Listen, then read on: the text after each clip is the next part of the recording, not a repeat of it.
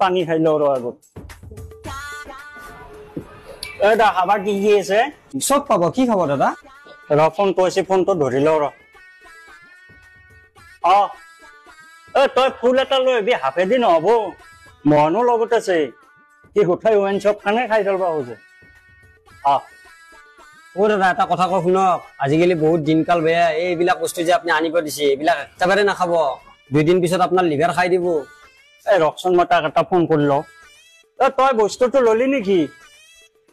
নাই ল আছে যে ভালে হ'ল তাৰ আগত তই এটা কাম কৰচোন ব্ৰইলাৰৰ লিভাৰ আৰু কিডনী 1 কিলো 2 কিলো লৈ ল তাৰ পিছত লবি দেই দাদা এটাই ভাল কথাই বুজলা চা যদি কিবা কাৰণত আমাৰ লিভাৰ কিডনী বয়া হয় মাল খাওঁতে